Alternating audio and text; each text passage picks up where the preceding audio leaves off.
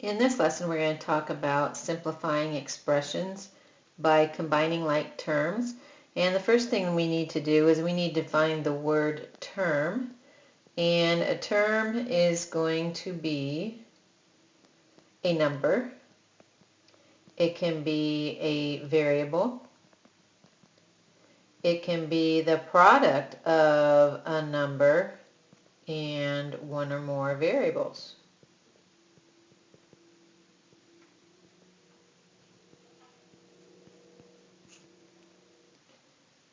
In this example, 3xy plus 2z plus 6, we have three separate terms. The first one, the number 6, is a term. We have a number times a variable, 2z, and then we have a number times more than one variable, 3xy. So each of these are separate terms. Okay, let's go ahead and look at our information on like terms.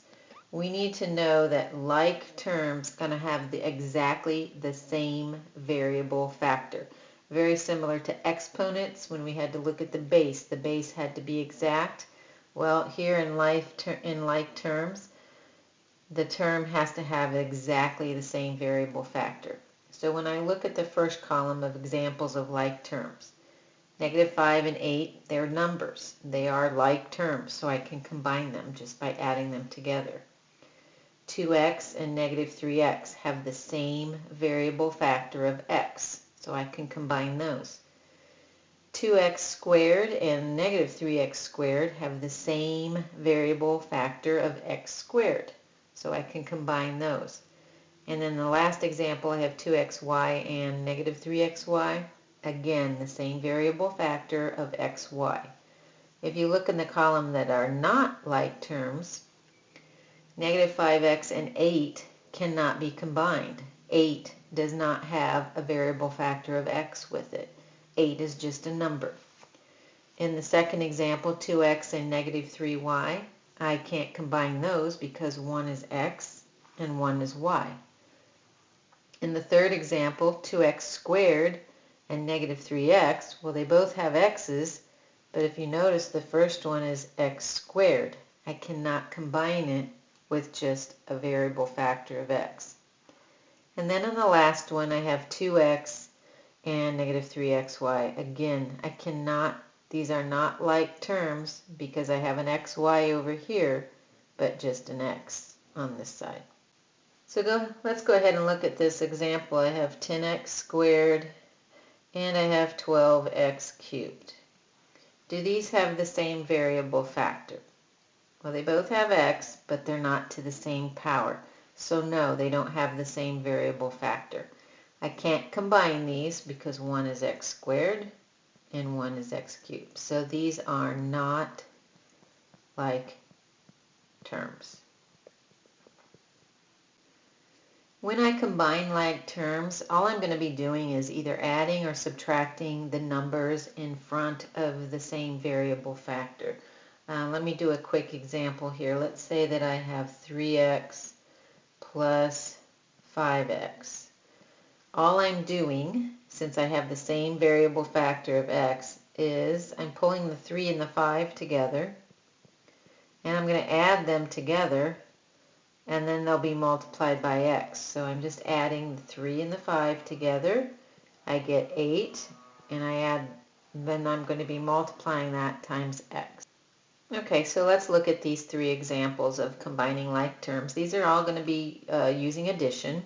If you notice in the first one, I have 4y plus y.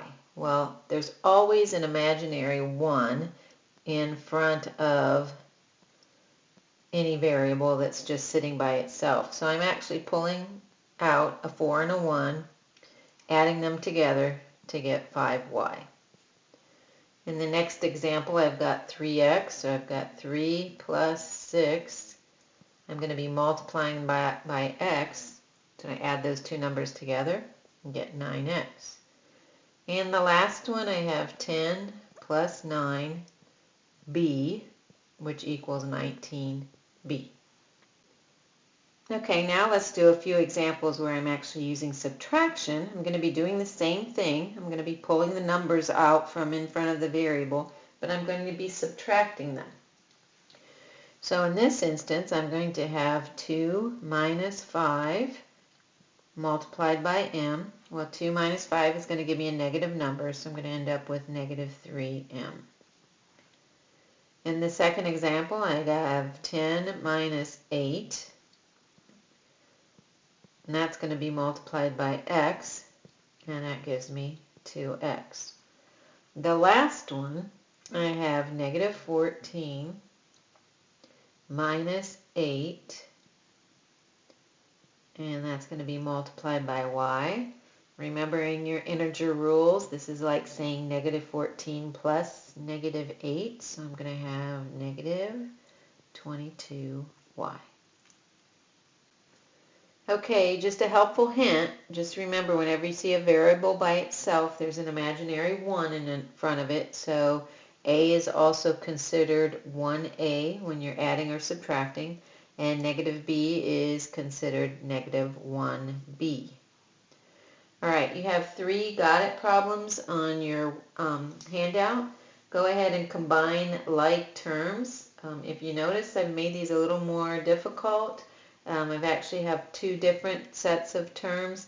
For example, I may have 6x plus 2y minus 3x plus 4y. So go ahead and combine your x's. I have taught students in the past to start circling your like terms. And in this instance, since I have more than one, I'm going to square my other like terms. So I have 6 minus 3x plus 2 plus 4y. So when I combine these, I get 3x plus 6y. Okay? We'll go ahead and do those got it problems, and we'll check those when we see each other in class next.